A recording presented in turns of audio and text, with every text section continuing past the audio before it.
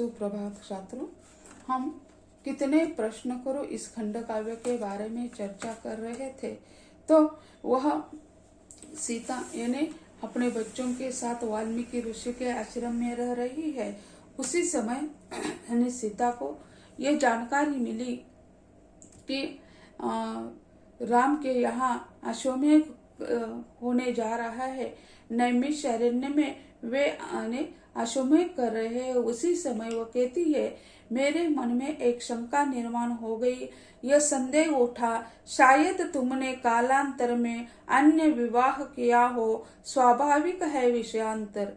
यानी जब अश्वमेध करने के लिए तुम तैयार हो गए हो, तब यही प्रश्न स्पष्ट दिखाई देता है कि अश्वमेध के लिए अकेले इन्हें बैठ नहीं जा सकता। पत्नी के सिवाय यह अश्वमेध पूरा नहीं होता। तो आप अश्वमेध करने जा रहे हैं, तब आपको यानी पत्नी की जरूरत है। शायद आपने यही कर दिया है। अर्धांगिनी से ही संभव सब अनुष्ठान, सब उत्सव, बिना उसके निष्प्रभ रहते सब आयोजन, सब वैभव। यानी अर्धांगिनी के सिवा ये नहीं होता है। तो ऐसे यह जो अश्वमेध का विषय चल रहा है, तो अश्वमेध सभी यानी ऋषि सभी उसे कहते हैं, प्रभु रामचंद्र जी को सभी ठीक ठाक चल रहा है जनता के लिए, अब अश्वमेध करना चाहिए, राज्य में खुशी आनंद रहना चाहिए। तो प्रभु रामचंद्र जी कहते हैं, अश्वमेध करने के लिए मेरी कोई यानी समस्या नहीं है, अश्वमेध कर दीजिए, लेकिन अश्वमेध के लिए मैं तो नहीं आ सकता। तो क्योंकि अर्धांगिनी के सिवा मैं नहीं कर सकता, तो क्या करे। तब वो कहते हैं कि आप दूसरा विवाह करें। सभी पंडित सभी विद्वान उसे सलाह देते हैं कि दूसरा विवाह करे, लेकिन वे नहीं जो तैयार होते हैं।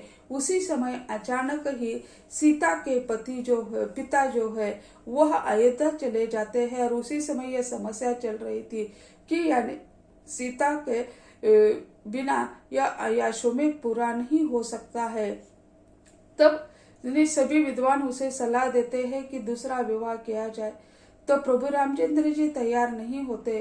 तब वह कहते हैं कि यानी दूसरा कोई उपाय ढूंढना चाहिए। तब उसी समय सीता के पिता वही थे, वो कहते हैं है दूसरा पर्याय है। तो प्रभु रामचंद्र जी कहते हैं कि क्या दूसरा पर्याय क्या है। ये तो सीता के प्रति ऋषि तुल्य है, ऋषि जैसे रहते हैं। तो वो कहते हैं कि यानी सीता की स्वर्ण मूर्ति बनाकर वाम मार्ग में उसे स्थापित किया जाए। तो प्रभु रामचंद्र जी को बहुत आनंद होता है। वे कहते हैं ठीक है, सीता की स्वर्ण मूर्ति बनाना चाहिए। सीता की स्वर्ण मूर्ति बनाई जाती है और यानी सीता उनके साथ है, ऐसा आभास होता है उन्हें। हर एक विधि में उनके पास होती है। तो सिया के राम इसमें दिखाया गया है कि जब मूर्ति बना रहे थे, उसी समय रात के समय यानी सीता यानी वही उनके दुल्हन के रूप में दिखाई देती है।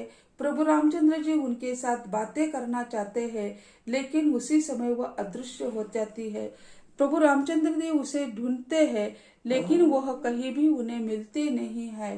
तो ऐसे प्रसंग यानी उसी समय यानी उसके सीता के दरबार के यानी जो ऋषि है वो भी उनके साथ आए थे, और वे भी उन्हें बताते हैं कि यानी सीता की स्वर्ण मूर्ति वाम मार्ग में वाम पक्ष में आप रखते हैं, तब क्या है सीता उसमें सम्मिलित हो जाती है। उसी तरह अनुष्ठान होता है और सीता भी आनंदित होती है कि यानी क्यों न हो कि यानी मेरे यानी स्थान उनके पास है ही।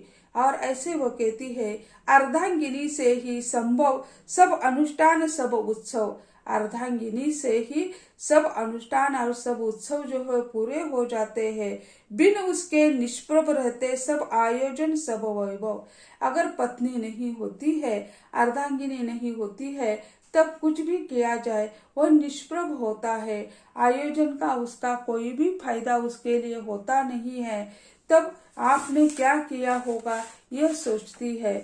तुमको अभाव क्यों होगा, देवोपम कन्याओं का हो कुकस्त कुल गौरव।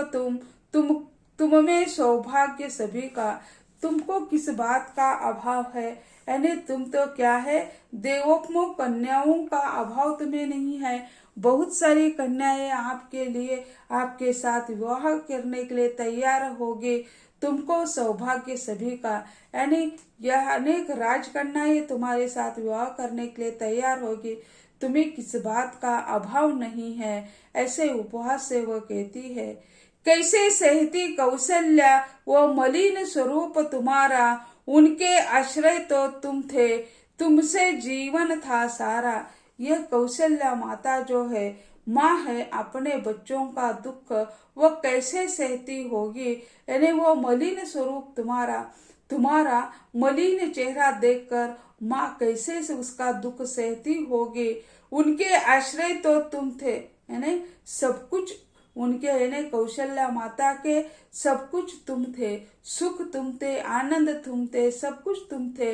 लेकिन ऐसा मलिन चेहरा कैसा देख सकती है वह, आखिर वो माँ है। तुमसे जीवन था सारा, तुम्हारे साथ ही उनका जीवन, उसका रिश्ता बंधा हुआ है, और ऐसी स्थिति में वह कैसी आनंदित रह सकती है।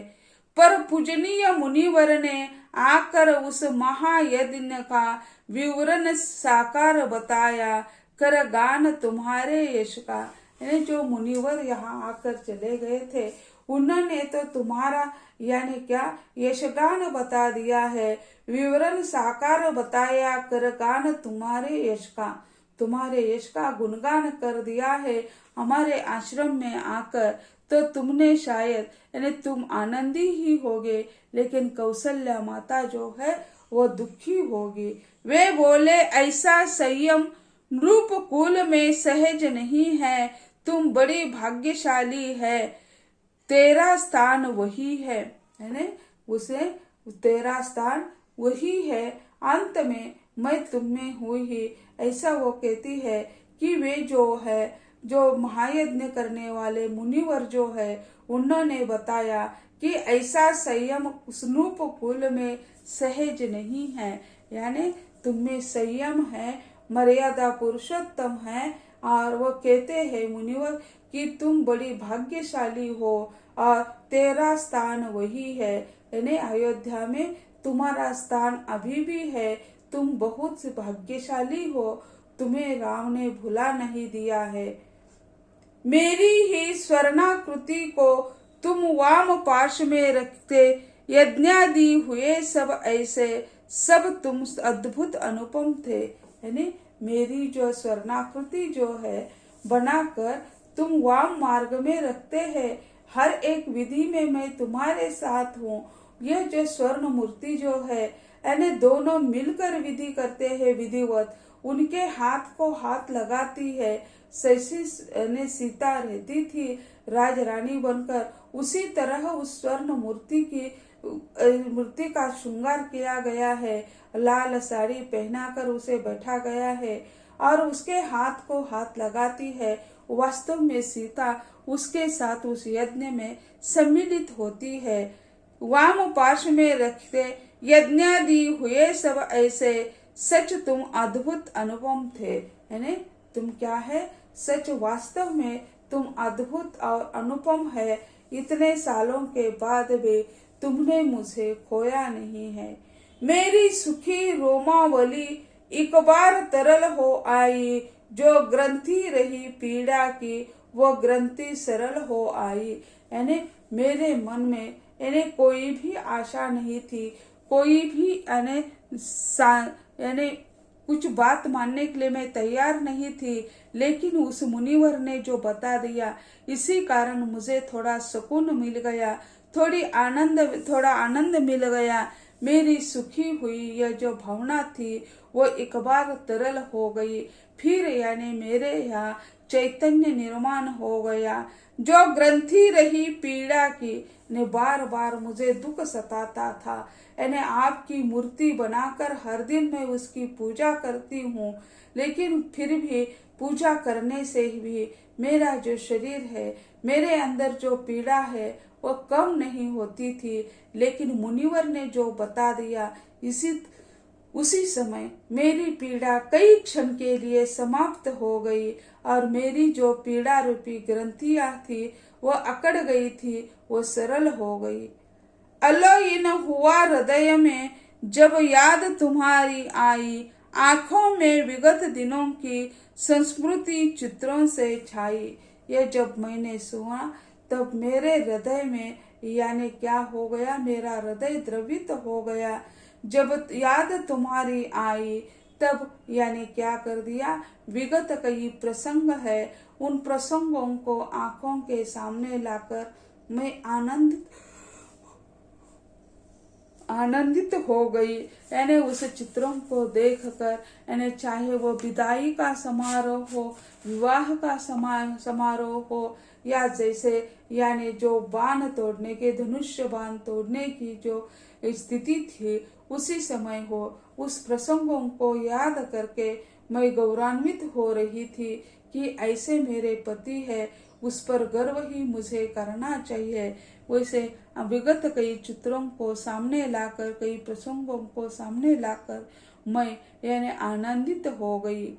उस दिन न लगा मन पल भर भी आश्रय की दिनचर्या में, जी उन्मत्त सा हो आया चुपचाप बैठ संध्या में। उस दिन न लगा मन पल भी आश्रय की दिनचर्या में। उस दिन यानी आश्रम में जो दिनचर्या चलती थी उसमें उस दिन मेरा मन कुछ नहीं लग गया। जो मुनिवर जी ने यह बात बताई थी कि तुम्हारी स्वर्ण मूर्ति बनाकर वहीं पे रखी हुई है, तो उसी समय उसी दिन मैं उन्मत्त सी हो गई थी और चुपचाप मैं बैठ गई संध्या में। यानी दिन भर आपके बारे में ही सोचती रही, दूसरी कोई बात ही याद नहीं आती थी, ऐसी वह कह देती है। यह भी सोचा यदि तुमको मेरी प्रतिमा वांछित थी मेरी, कैसे ठुकराया मुझको छाया यथार्थ की चोरी। मैं ये सोच रही थी, मेरी स्वर्ण मूर्ति बनाकर अपने पास रख रहे हो, लेकिन मेरी यह भी सोचा यदि तुमको प्रतिमा वांछित थे मेरी, अरे मेरी प्रतिमा वांछित थी, मुझे तो आपने त्याग दिया, फिर कैसे ठुकराया मुझको छाया यथार्थ की चेरी।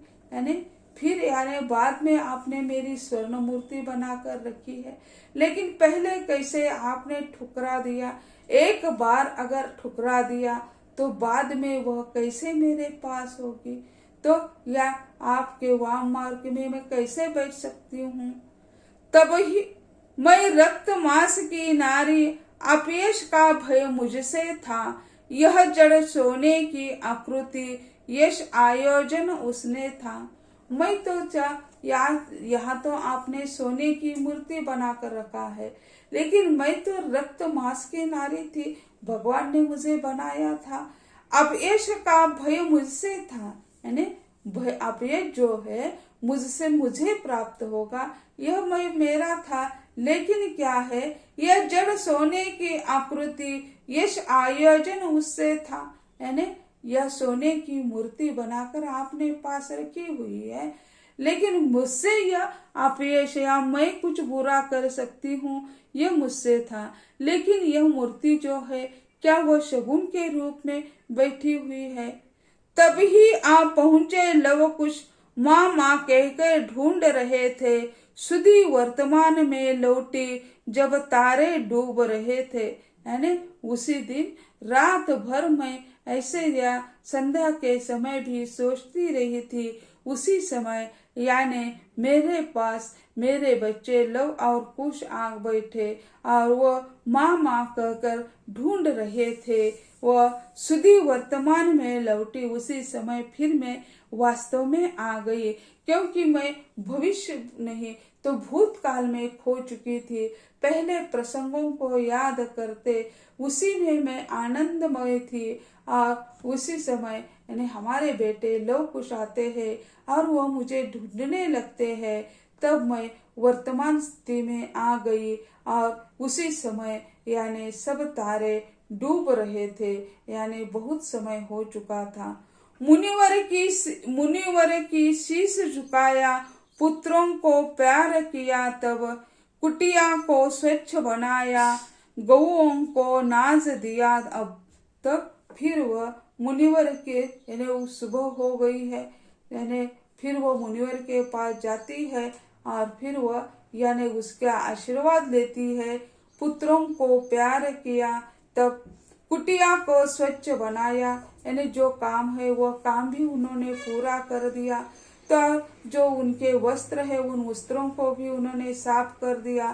तो ऐसे जो है गौओं को नाज दिया, यानी गाय जो है उसे भी खाना खिलाया, यानी सुबह का जो काम है वह भी कर दिया। लेकिन मैं ऐसी स्थिति में पहुंच गई थी कि यानी आपको भुला भी नहीं सकती है।